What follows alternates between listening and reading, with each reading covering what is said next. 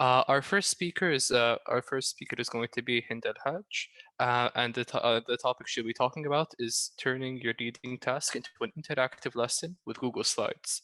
And just for some information about the speaker herself, Hind is a lecturer of linguistics and DFL at Prince Sultan University. So I'll hand over the floor to Hind, and should be able to start with her presentation. Thank you, Ahmed. Welcome everyone to this session.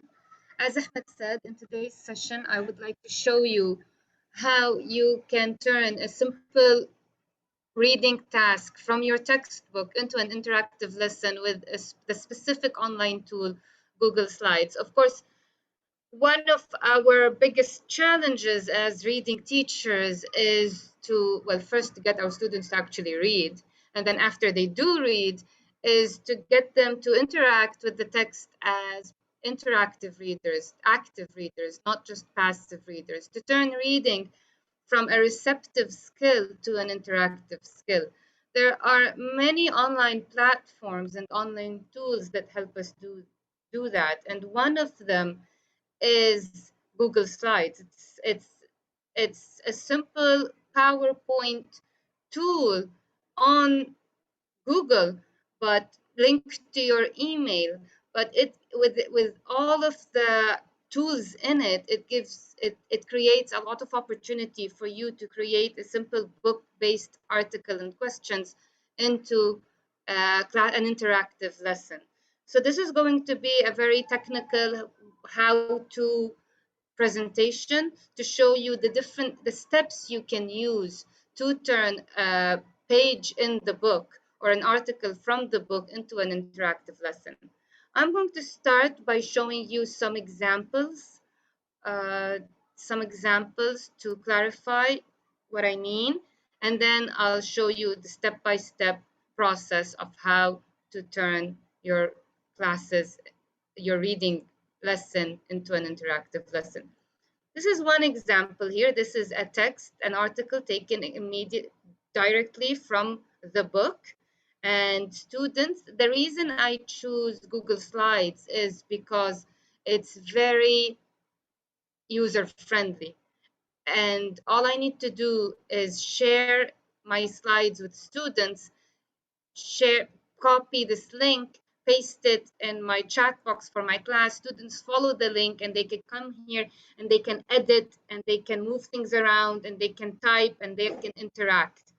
This is an article taken immediately from the book. What's done is around this article, there are different prompts that ask students to do different things to interact with this article.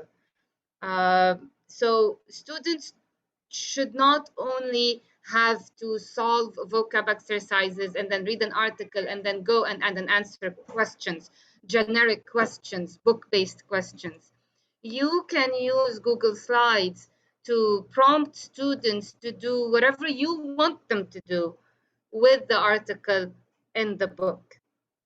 So this is one example. Here, students, if I get bigger here, students are asked to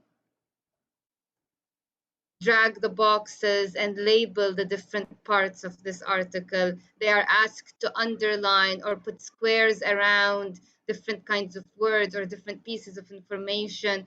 They are asked to infer, think beyond the text and give examples about a specific idea in paragraph 1.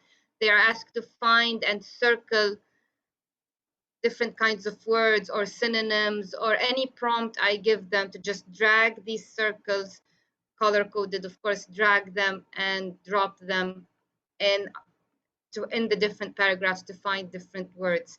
This here is another more elaborate example.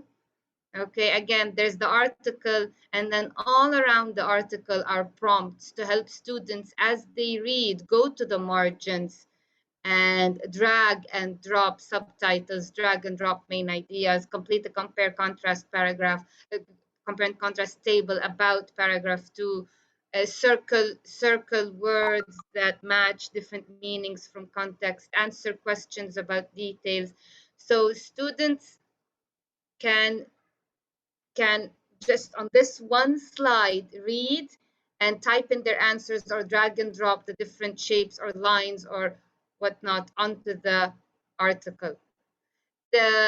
How this differs from the book is one, you add to the questions in the book supplementary questions and prompts from based on your own needs or based on your own objectives for this class.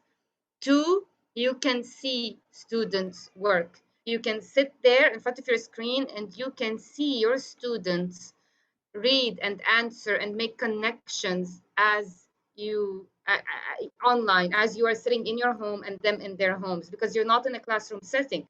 And in a regular classroom, you can see the students write, scribble, circle, underline, annotate in their books as they go along. But when they're at home and you're at home and there's the screen between you, you cannot see what students are actually doing in their books. But when you share with them Google Slides document like this, and you have all of the prompts and the questions for them, you can see your students' work. This kind of work can be done individually, it can be done in pairs, it can be done in groups, or it can be done as whole class. This is again another example with an article and different prompts all around it. And it's not just the article. You can continue, you can use the slides before and after the article to start with a game, let's say. Make connections, make predictions, create a collage about the article, show a video and ask students to respond with comments about the video as a pre-reading activity. You can even have your vocab lesson here. You can have links to games and then the article. So as a Google Slides folder, the one document, the one Google Slides document that you are working with can work as a pre-reading, introduction, visualization, connection making, building, basing the article on background information, everything, every single step of your lesson can be in one document with the students interacting with you on this document. So usually what we as teachers do is we have presentations like this. So we show students a video, maybe we show students a video, maybe we show students word clouds, maybe we copy the paragraphs and paste them, ask students questions, and then show them answers. But what I'd like to show you today is how to go beyond that, beyond the presentation as a passive presentation, and more to using the presentation as an interactive class, as an interactive smart board, really, where all of your students can be working simultaneously or in groups.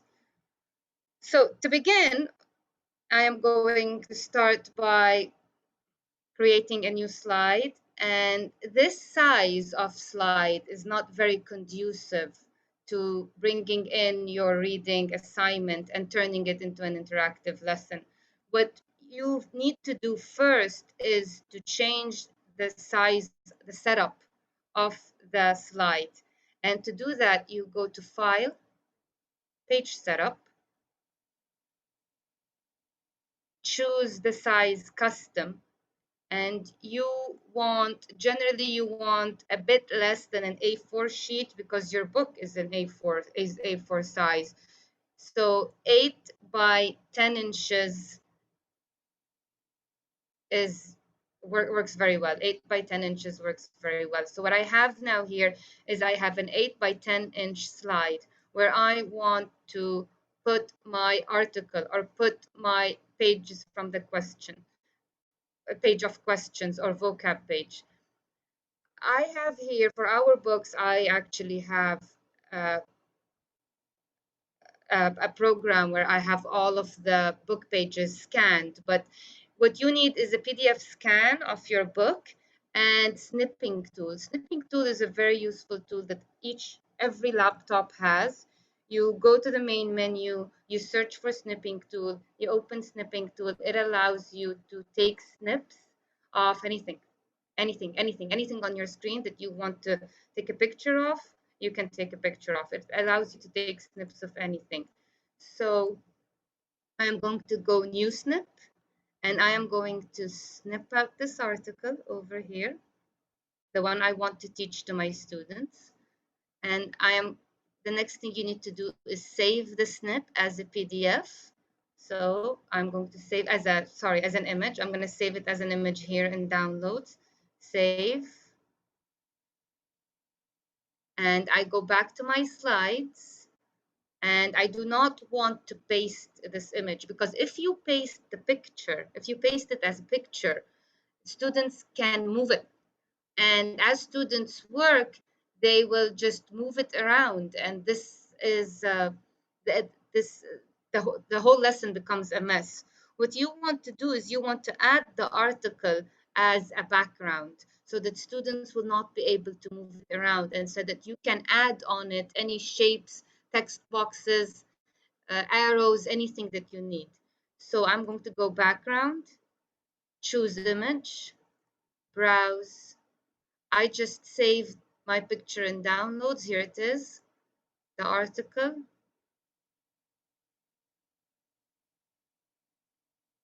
Done. And here it is. The article is now a background for my slide. So the article is right there, accessible to all students I have shared this article with. You will need a Gmail account. Your students will not need a Gmail account. So I have the page here. I have the article here. As you can see, I cannot move it, and neither will students be able to move it. I cannot move anything. So now what do we want to ask students? Maybe you want to ask students to drag and drop labels. If you want to ask students to drag and drop labels, you need the text box.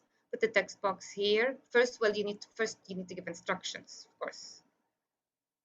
So type instruction, drag and drop the labels below to label the article. I've got instructions. Now I need another. I want boxes. I want labels. I want to create labels. So again, I need a text box. Do not autofit, because autofit can make your life very difficult. You want a border. The default for text boxes is borderless. It doesn't have a border. As you see with the instructions, I put a text box, but there was no border. The default is no border. So I want a border here. I come here, border weight, 3 points, so that students can really see it. I can over here, border weight, and this is 2, it's lighter. This is 3, it's thicker. This is 4, thicker. 8, very thick, too thick. So 3 is ideal. Again, you can give your border a different color. Oh no, sorry, I did your border a color. And then I'm going to type here, for example, title, very small.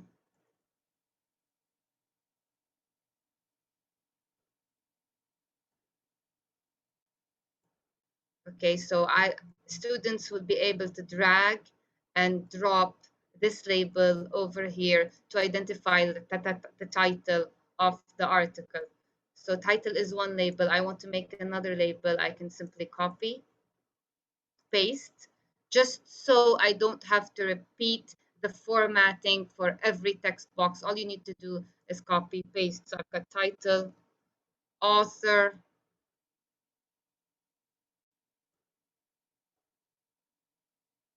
paste. Or what I did was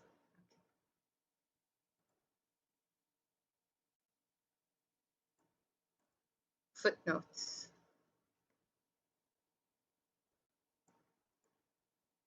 So when my students access this document, they will be able to see the instructions, and they will be able to themselves drag and drop these labels to where they belong. Drag the title here, drag the author here, drag the footnotes here.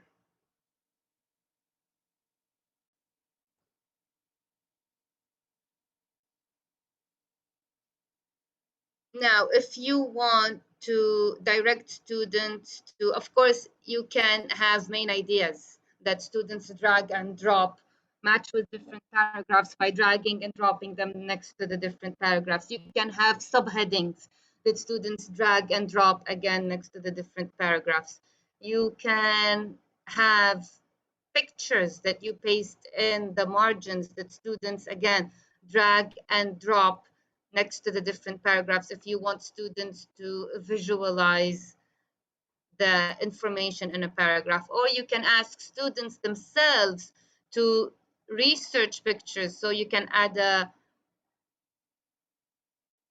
an instruction here for the visual learner.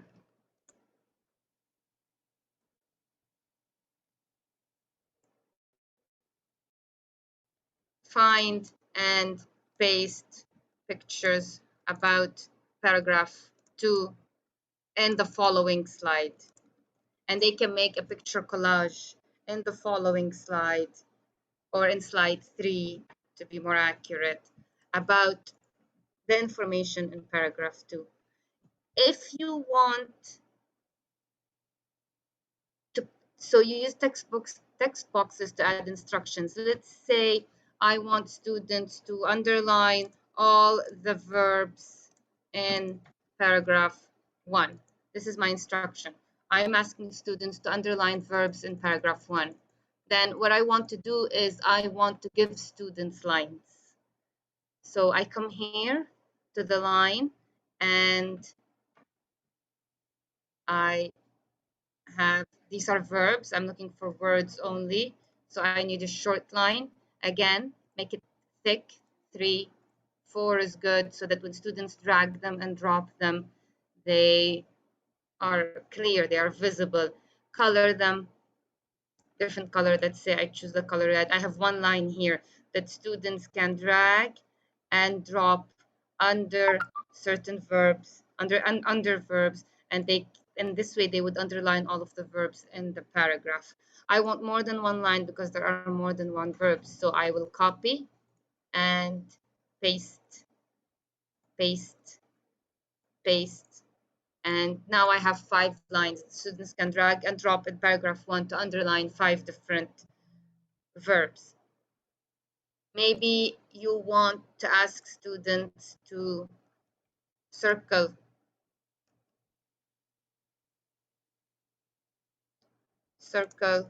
the following, and then you can give students prompts. So for example, maybe you want students to circle a word that means keep away from danger in paragraph 2.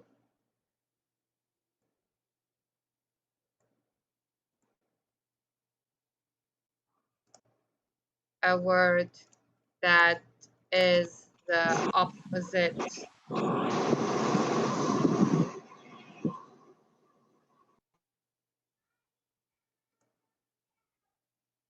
of safe, let's say, also in paragraph 2.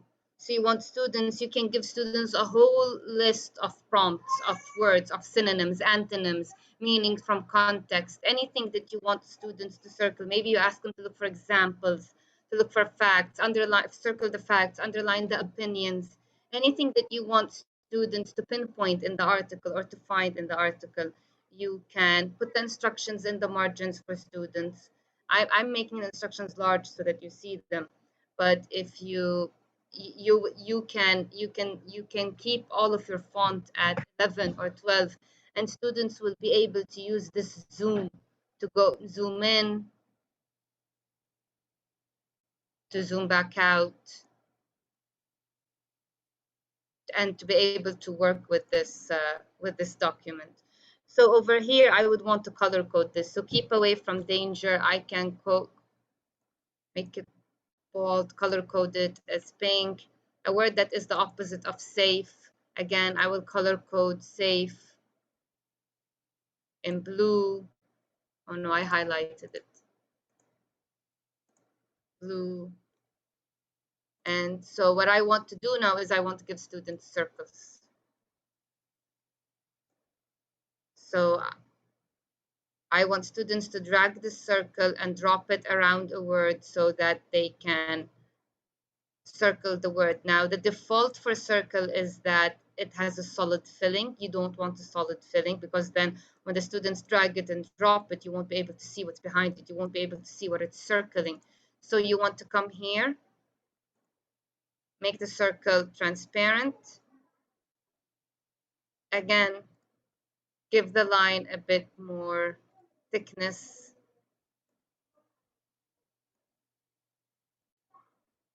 Color it if you want. And students will be able to drag it and drop it around. Well, you want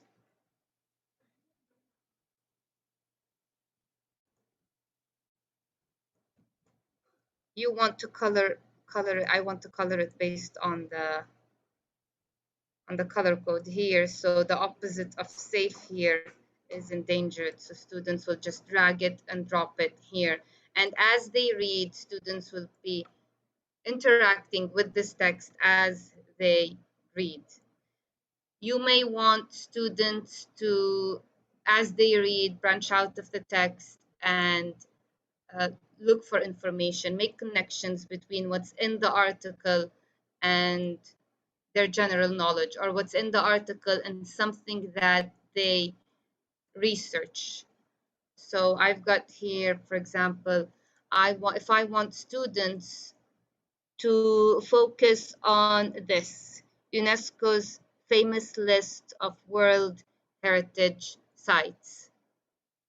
I put a square around it.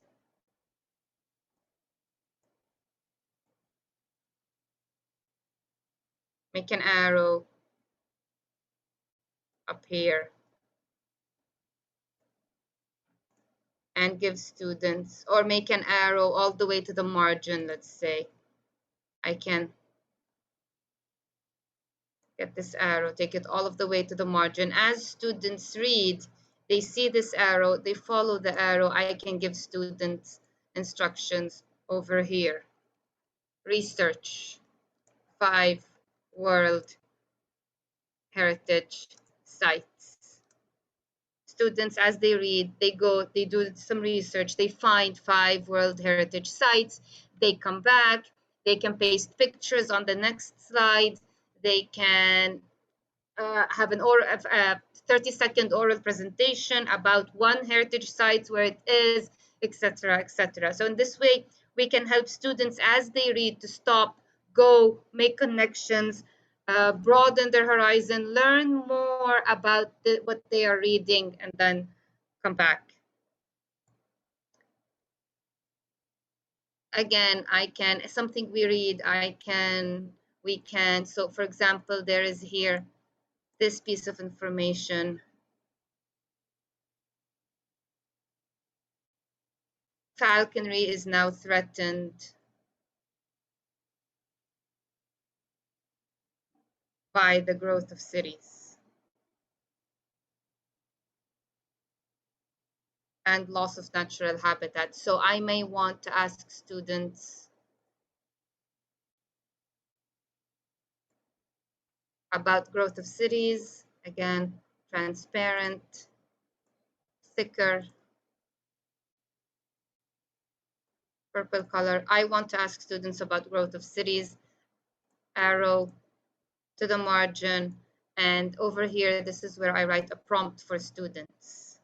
Find one word that can replace this collocation or this phrase. One word that I can, if I remove growth of cities and I want to replace it by one word, find that one word. It may be part of students' vocab. It may be part of students' it may be something that they have to go and research. So, and the more you add, the more interactive your article will become. The more you add, the more inclined students will feel to read this article as opposed to not read this article. When students open an article and they see this, their brain will automatically want to read and look out, read and make connections, read and type answers, read and drag and drop circles, as opposed to just half-mindedly or half-consciously go through this text because they have to. Another thing I do with these articles is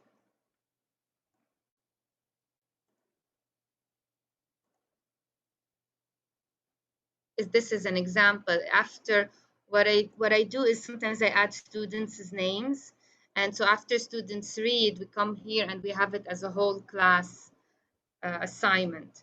Sometimes Excuse me, Hind, just let you know, we have 5 more minutes until we have to move into the Q&A session, okay? yes, yeah, thank you. Sometimes I ask each one of them to find a picture and we make our own picture collage, or we make our own word cloud. Instead of me giving them a word cloud, I ask them to come here, use the tools themselves and write words, format these words, choose the font they want, choose the size they want, choose the color they want. And when each one of my 25 students does that, then we create a word cloud together based on maybe synonyms of different words in the article, or antonyms of or collocations from the article, etc. I don't like in my classes, I don't like in my online classes especially, I don't like to go through, I've got 25 girls in class, I don't like to go one by one. Okay, so Ragad, answer number 1, Sireen, answer number 2, Basma, answer number 3, Nof, answer number 4. It's very time consuming, it's very boring, and it's not really very effective. What I usually do is this, is I, again, snip the questions out of the text box, out of the book, I mean, paste them here as a background. I usually have the students' names written in the different boxes. And I tell the students after they complete the exercises in the book, I tell them, go to slides number 4 and 5, find your name, erase your name, write your answer. We finish correcting the questions in 2 minutes. Instead of taking 10 minutes to correct these questions by moving from one student to another, 2 minutes and we're done with the questions, and we can invest our time in more interactive activities like visualizing, making connections, graphic organizers. After I, as a teacher, finish creating this document, what I need to do, or what you will need to do, is to go to share and type in here the Gmails, and it has to be Gmail, the Gmails of your students. If you are not sure that your students, I can do that because I'm sure that all of my students have Gmails because our university gives them Gmails. But if you are not sure that your students have Gmails, then what you can do is you can open here, you can over here click on change link to anyone. Over here it says Prince Sultan University, but if you're using a personal email, then it can be anyone. Change link to anyone can view, and then copy the link. You share the link with your students, and all of them will be able to join the presentation. But one thing you need to be careful about is you want to give your students editor access, not viewer access or commenter access. Viewer access or commenter access will not allow students to move boxes and circles, to type, to paste pictures. It will not allow students to interact with the material. Only editor access will allow students to interact with the material. And before you get your students working, and this is very important, when your students work on the document will change. It will look very different. because the squares and the circles and the answers will be all over the place. It will be very productive. It will look very different. You will not be able to use the same document again next semester or with your other section. You need to make sure that you create a copy of this document before you get your students working on it. So any document that you get your students working on, you want to get your students working on, before you get your students working with, you need to right click, go to it, right click, and make a copy. Save this copy for next semester and work with the document now. As you can see, what I just showed you, what I was just showing you a while ago, this one, after your students work with it, it will look like this, with answers everywhere, just everywhere, answers, pictures. All of this is students' work. Instead of you finding pictures for your students to help them visualize vocab words or readings, they will find the pictures themselves. And any riddles, games, anything, you can all have in one place. This is, it'll take time, but it'll take time to prepare, but it'll take time to prepare once, just once. And then for every semester, you can keep adding and removing from the presentation itself, but as a lesson, it's there for you and it'll stay. It'll stay for you to use anytime you need. It's very convenient. I think I'm ready for questions now. Thank you for listening. I hope that was useful. And I'm ready for questions now. Okay, so we'll go into the question and answer session, and I'll be telling you the questions, and then you'll be able to answer them. Okay, so we'll start by, let's see. So many people are asking about whether the presentation is available for them to download, or if you're going to send it out to anyone. So if you're just able to answer that question. This I did not create a presentation. These are actually real live lessons that I've been working with for the past year. What I'm showing you are real live lessons. I just want to add to that, just to be clear, all of the recordings of the presentations, they'll be available on the website. They'll be available on website and the YouTube and the YouTube for this conference. So you'll be able to access that and see the recording again if you're interested in that. And a question here that we have here is why don't you use like Smart Notebook? Why would you use like Google Slides over another application called Smart Notebook? The reason is because our students, it's convenient for me in my circumstances, because our students all have Gmails. Our university email is the Gmail. It uses the Gmail platform. Because my students all have Gmail, what I do is I create Google Slides, I create a G drive.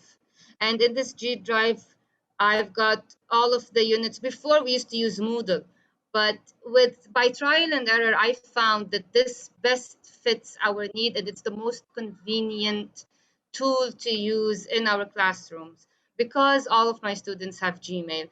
So I have a Google Drive that's shared with everyone. I don't even share these lessons with them, lesson by lesson. I have one G Drive that's shared with everyone and with all of the students in the section.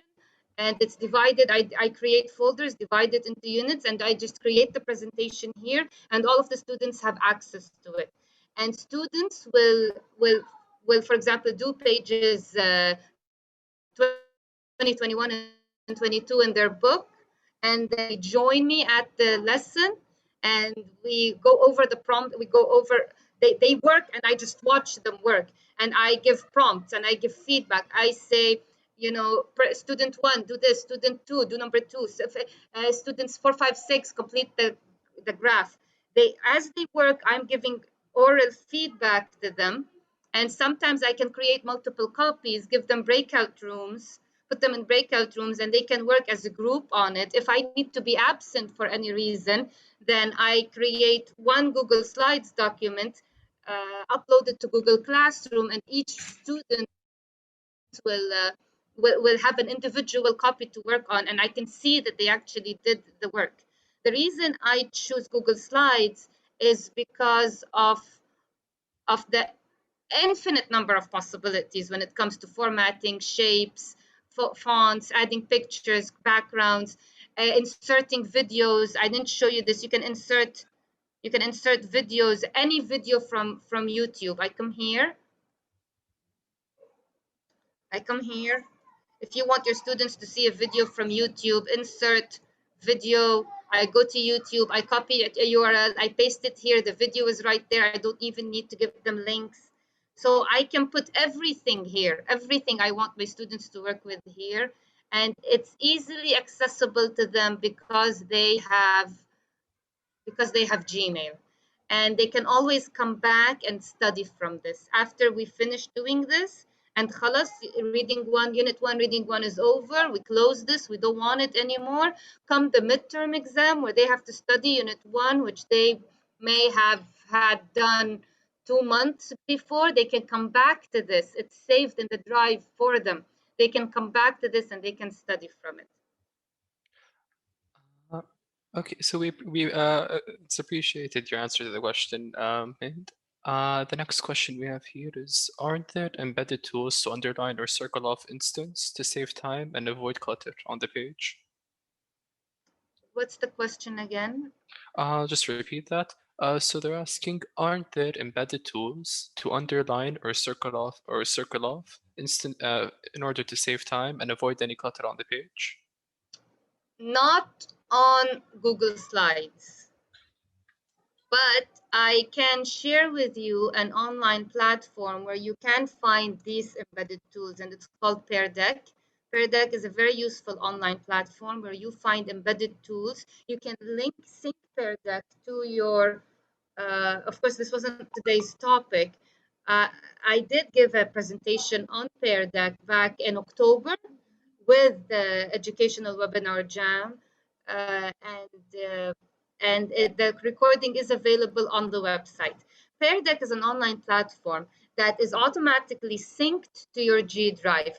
Any PowerPoint you create in using Google Slides and using your email can be opened through the Pear Deck website, and you can add embedded tools, add add-ons. They call it add-ons here. You can add add-ons, and these add-ons will help you have students interact with your PowerPoint by not underlining and circling, but by dragging and dropping icons like thumbs up, thumbs down, numbers 1, 2, 3, if you want to sequence, true and false, all different kinds of icons. You can have students draw, like free drawing, like paint, free drawing in response to articles. You can have students answer multiple choice questions.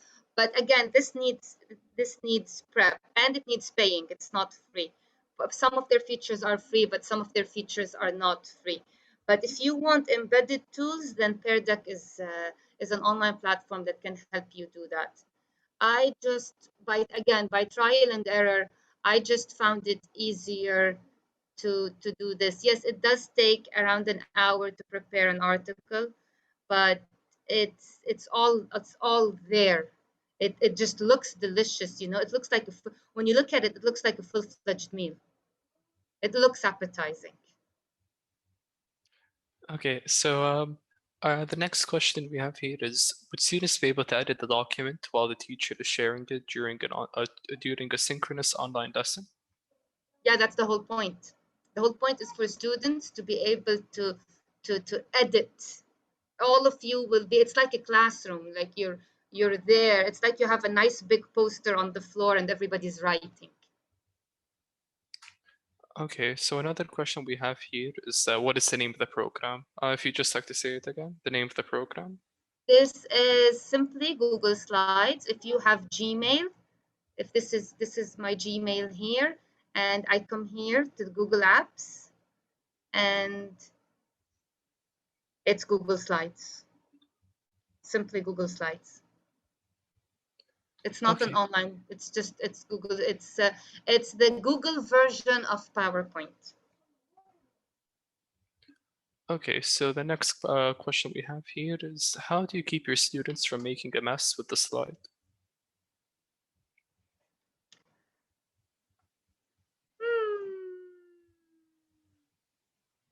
I don't. I never faced that. It takes them time to get used to it, but when the slide itself is organized, all they need to do is move, drag, and drop. But what I do is sometimes I do need to move it for them. So for example, they drag this and they put it here, and they've got half of experts only in the square. And I come myself because I'm with them and I move it for them. And I tell them, be careful, it needs to, all of experts needs to be there. But it's not something, that's a very good question. It's not something you have control of, you have control over. If your students want to make a mess on this slide, if your students want to come and do this and move everything around for you and trash your slide the way they would trash a classroom, they can.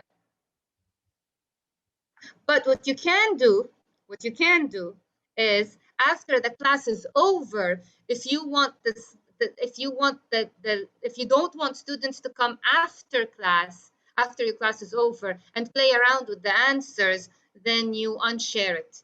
Then you wait. Let me again open one of the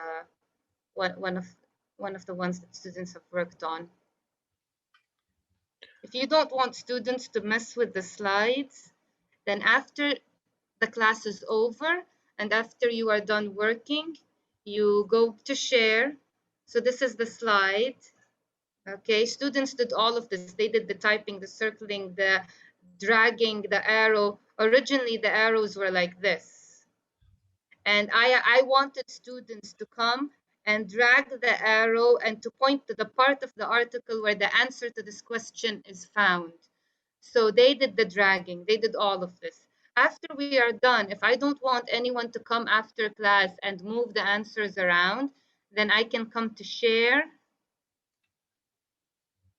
and remove their editor permissions and make them viewer only.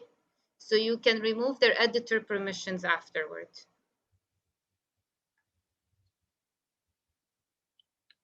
Okay, so the next question, before I just say the next question, I'd like to clarify. Everyone will be able to view the recordings of this session and previous sessions through the website and YouTube. I've pasted it in chat if anybody's interested, because I saw somebody ask for them, so I pasted the website and YouTube. A question we have here is: can students use smartphones, or do they have to use laptop? They can, yeah. The students can use their phones or their laptops to work on this. It does not need the laptop. There's phones or their iPads. It does not need the laptop. Of course, a laptop is a lot easier because the size of the screen is larger, but they can. I do have students working on their phones with this. And I believe that's every question. I believe that's every question. We've covered every single question, and I just want to. Thank you. I thank you for your presentation. It was very informative and interesting.